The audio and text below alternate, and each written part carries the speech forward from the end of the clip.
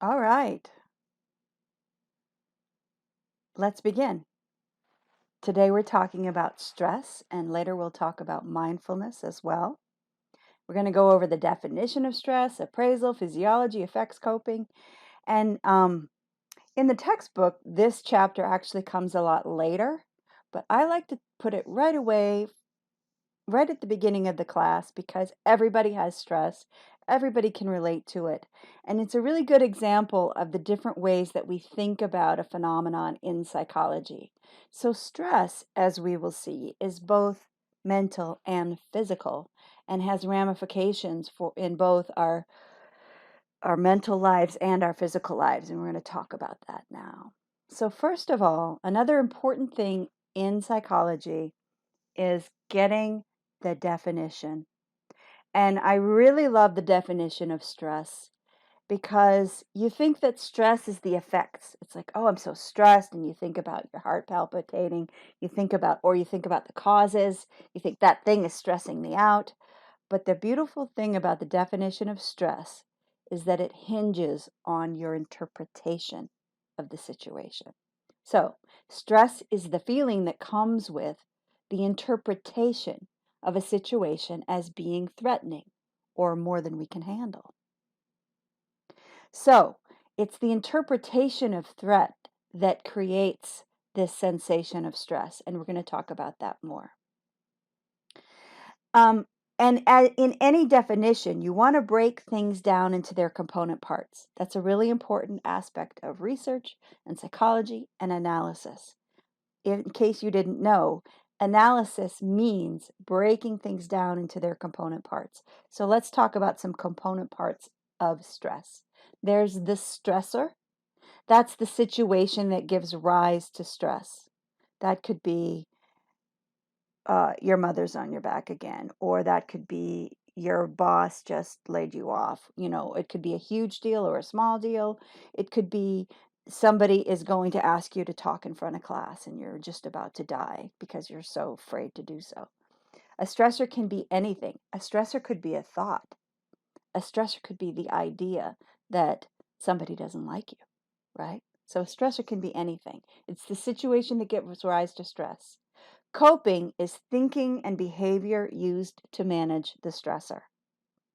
And that's important because, again, remember our definition of psychology? It's about the mental processes, thinking, and human behavior.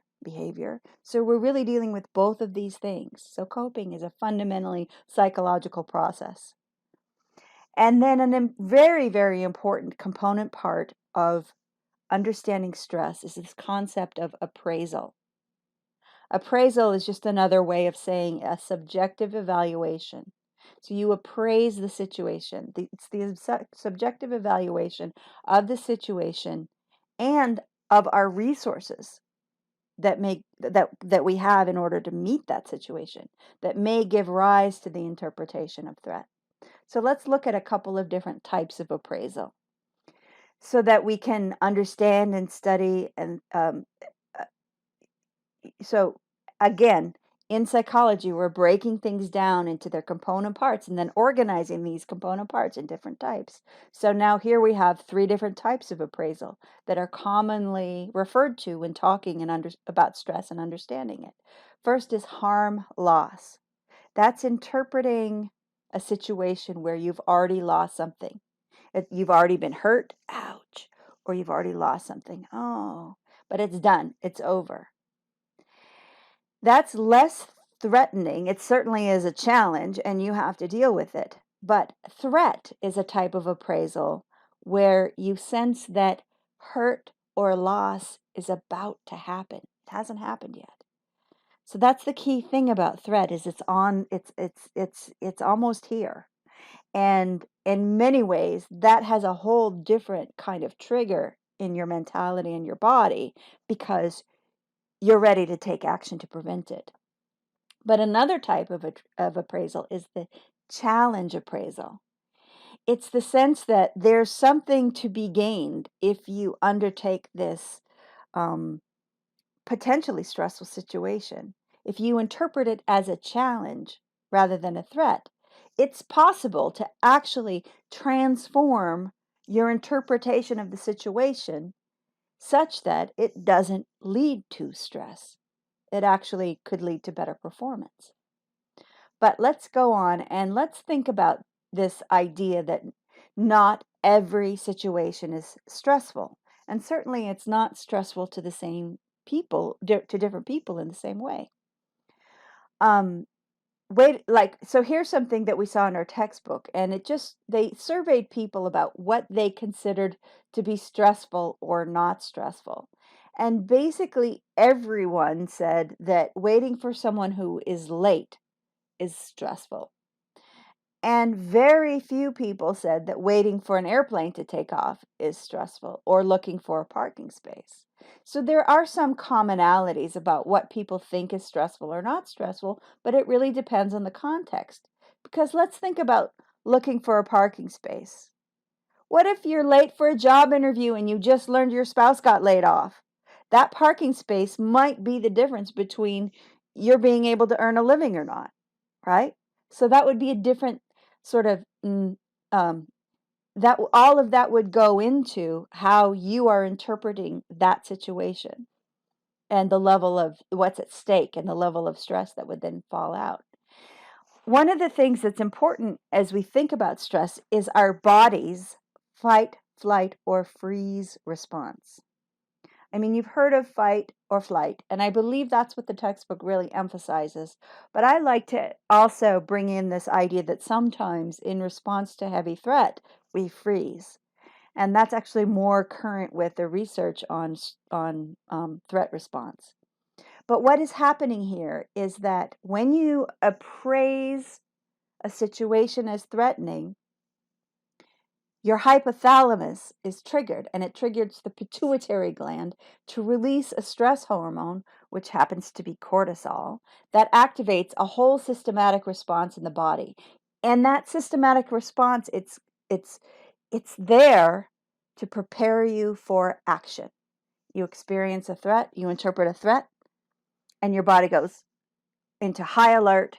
All sorts of things change in your body. And what I want to I'm not going to have you watch this video now in this lecture because I'm assigning it to you, um, in another assignment where you'll watch this video. And what I like about this video is it sort of describes all of the massive changes that happen in your body when you interpret something as threatening. The fight response is face that danger. The flight response is to run from danger. Just get away fast. And the freeze response is, I hope that danger won't mess with me, right? Just if I just hold still, maybe that bear will just walk on by, right? All of these may be appropriate responses, but what you'll see when you watch this video is let's see if we see the many, many symptoms that can occur when we experience too much stress, when it's chronic, when we never experience the return to normal. Then this stress is actually related to many, many, many health problems. So here we have what are called psychosomatic symptoms. I don't know about you, but when I grew up, I understood psychosomatic symptoms to mean it was all in your head. You're making it up. But it's really important to understand that this is not all in your head. The fact is, your interpretation of stress is generating so many physical responses that there is a physical symptom that could result if your stress is never realized. So the general adaptation syndrome is a syndrome that basically has 3 stages: alarm, resistance, and exhaustion. And the exhaustion stage is what happens when chronic stress is never reconciled into a peaceful, relaxing moment. And that increases your chance of psychosomatic symptoms. So we have backache, fatigue, eating problems, skin disorders, insomnia, a weakened immune system, high blood pressure. Now let's talk a little bit more about that weakened immune system. It's really important these days, right? We want our immune system at its top. But what can happen is when you experience a lot of stress, you're actually at greater risk of um, picking up, say, a cold virus. Here's some research that they did with 394 participants. I note the number of participants because that's a lot. That's a lot of people. And so if you get a finding with that many people, there's a better chance that that's a real effect. So there were nearly 400 participants, and at the beginning of the study, they measured their level of stress. And then they exposed everyone in the study to a cold virus and quarantined them for a week. And at the end of the week, they measured to see whether or not how many symptoms of colds that these people were exhibiting. And what happened was that the people who reported high levels of stress at the beginning of the week um, were more likely to have colds at the end of the week, even though they had all been exposed to the same degree, the same level of a virus. So 48% of those with high levels of stress had a cold, and only 38% of people with low levels of stress had a cold. So this is really great research that connects the dots between how you're feeling, how you're interpreting life, and how sick you are or how healthy you are. Another really interesting finding related to the immune system. This isn't so much related to stress, but it's related to the immune system and how your learning and your life experiences can actually impact your immune response. So here you have a study with some rats. And these rats were injected with a substance that induced an allergic reaction. Let's just say they sneezed, they had the sniffles, maybe their skin swelled up, who knows. But for some of these rats, they were they yes, they actually paired the injection of the allergic substance with flashing lights and a whirring fan. So after 3 times, inject, flashing lights, whirring fan, inject, flashing lights, whirring fan, inject, flashing lights, whirring fan, and on the 4th time, they did flashing lights, whirring fan, no injection, but guess what? There was an immune response. Sniffly nose, right? So did the flashing lights and whirring fan cause the sniffly nose? The sneezing? It's the learning that associated the sniffly nose and the sneezing with the whirring response. So this is just an example of the type of thing we're going to learn in this class. We're going to learn about classical conditioning, etc. But it's this connection between the mind and the body, what you learn, what you experience, and what the body does. So again, in psychology, we like to classify things. And one of the things that we do when we study stress is we classify our different types of stressful experiences. So, for example, a hassle is the frustration you would experience in everyday life. One of the nice things that the textbook talks about, I don't have it on my slide, but uplifts are the opposites of hassles. And in fact, that's kind of a nice thing. A lot of my students, when they study this content, they say, I never stop to think about my uplifts. But there are a lot, those are things that go well or go smoothly. They're the opposite of frustration. There are also major life events. That's another type of stressful experience. Those are big changes that require extra resources or adjustments. Sometimes great things are stressful. For example, a job promotion is a major life event. You have so much to adjust to if you become a manager.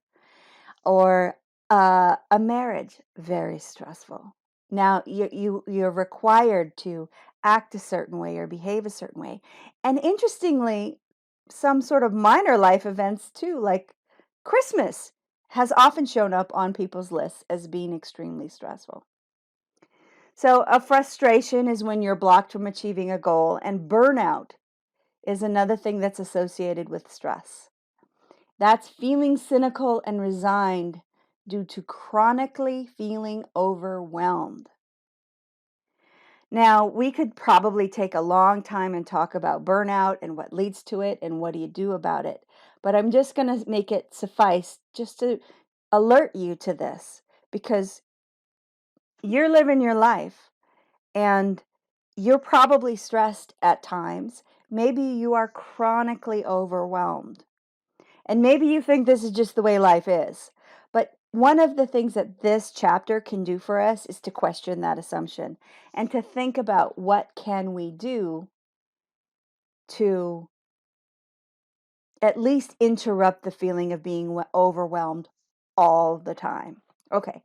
Another type of, I wanted to talk a little bit about PTSD. PTSD isn't actually stress itself.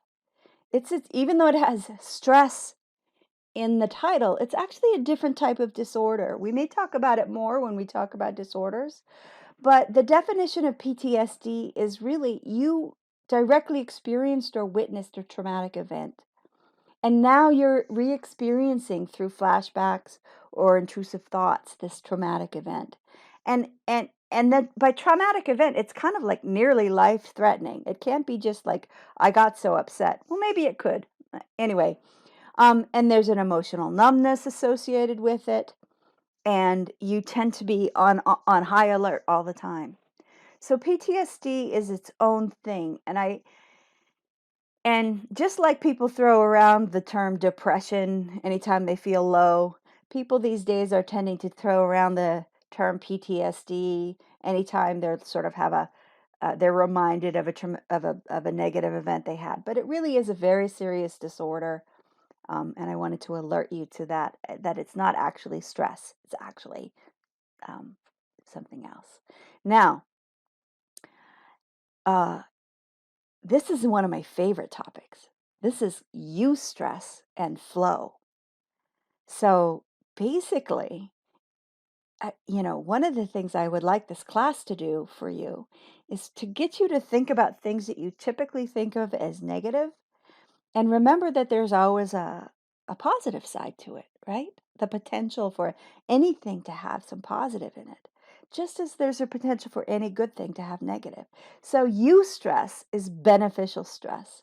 It's the idea, it's kind of like the challenge appraisal, right? It leads to like, um, my son is about to get his job back in New York City and he's about to need to have to find a ticket and find a way to quarantine once he gets there. And like, it's going to be stressful for him to get there. But once he does that, he's going to be stressing while growing. He's going to be challenged. And meeting the challenge will lead to a sense of, I've benefited from this experience. Flow is another concept that I'm just going to introduce you to briefly. I wish we could spend more time on it. But it's this idea that as your challenge increases, the difficulty of a situation increases. If your skill is increasing to meet that, then you get to enter this beautiful state that my professor Mihai Csikszentmihalyi calls flow. The feeling you lose time, you lose track of even yourself because you're so absorbed in the moment and doing this thing. People say they have flow when, say, they're climbing a mountain, or sometimes I get into flow when I'm analyzing data. It's like every step, it's challenging, and I don't know for sure if I'm going to meet it, but I meet the challenge, and now I get this tiny little micro moment of satisfaction and feeling good, and I want to do the next challenge and then the next one, and hours can go by and you don't even know time passed.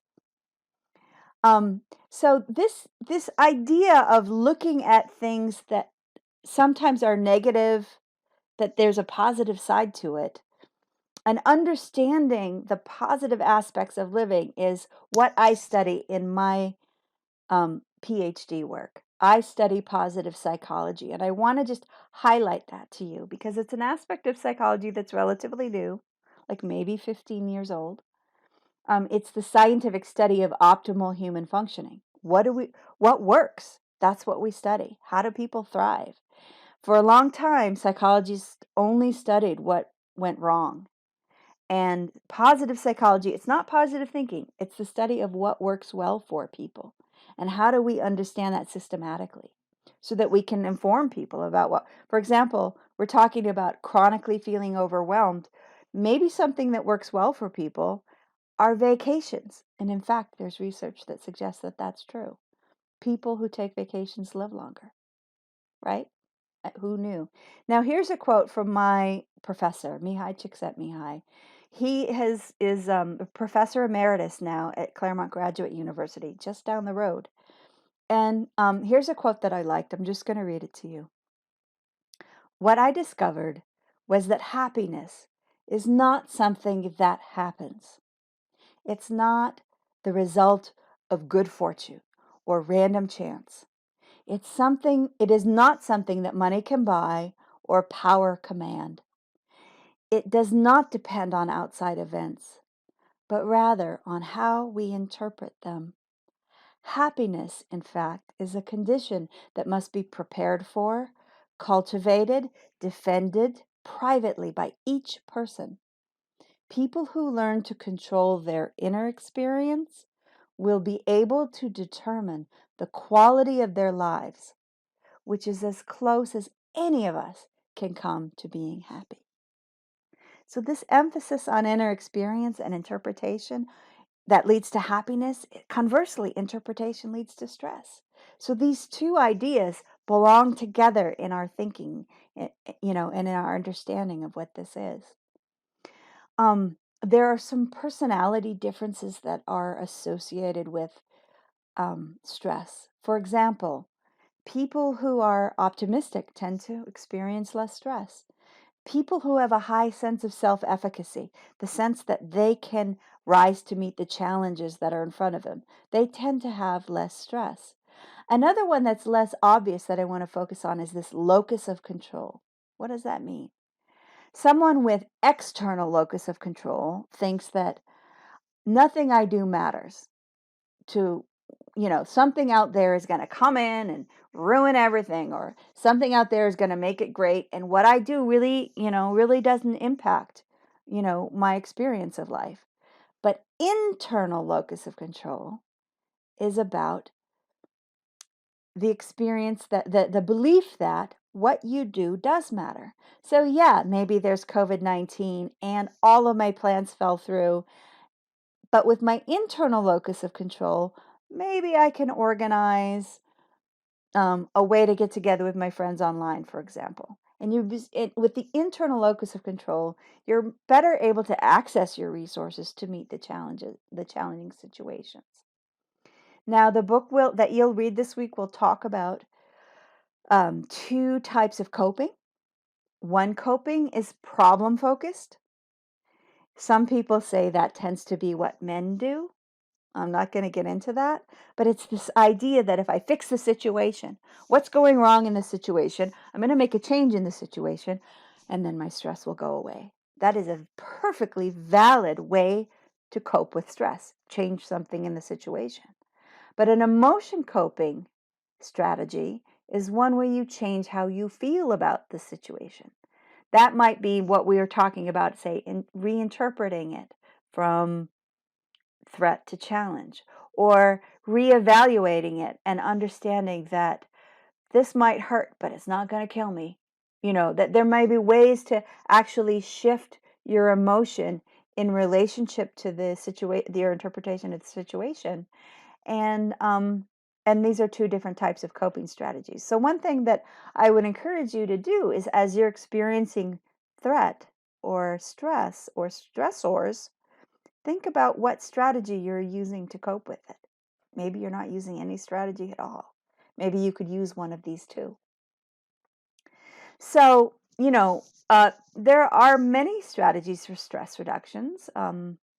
I have a long list here. And in fact, I'm going to ask you to think about that more as you share, and think about what strategies you think will work best for you. But I want to have us do One very, very simple stress reduction technique, and it has to do with your breath. So we're gonna do it together right now. We're gonna take like just maybe a minute. We're gonna do this together.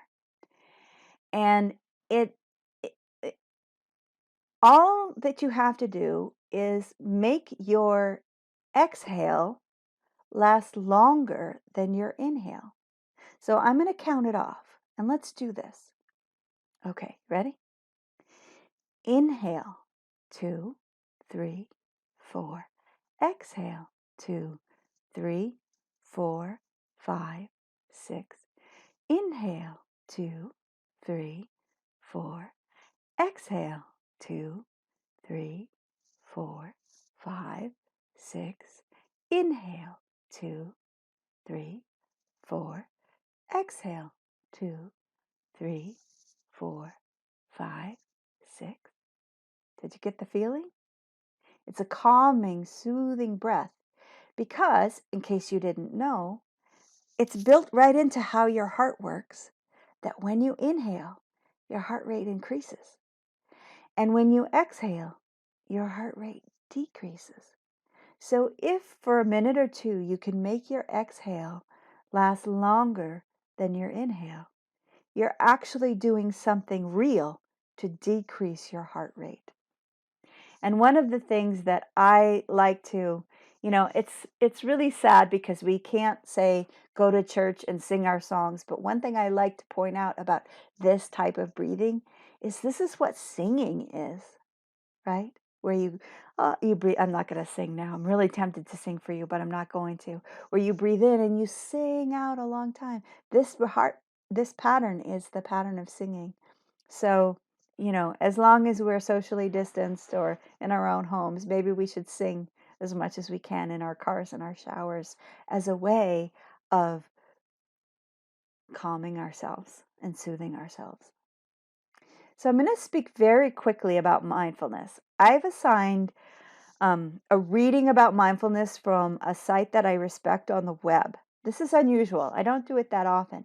But mindfulness is, as we talk about stress and we think about all of these things that can stress us out, it's important to also understand that there's this tool that has been developed over centuries, millennia, thousands of years. People have been practicing different types of meditation techniques to essentially create the ability to make choices about how you interpret a situation.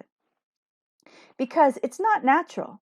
We don't naturally, like, we have to develop the muscles to think about, to even have the space to be able to say, how am I reacting to this and how am I going to choose to react to it? Um, I am giving you this link. In the assignment that I'm giving you, there are many more links of different ways to practice mindfulness. Here's one breathing meditation, very simple. We're not going to do it together at the moment, but it's there for you if you're interested in this particular one. It only lasts 5 minutes. It's a nice short time. But I want to just point out to you some tips about how to develop a daily practice of meditation.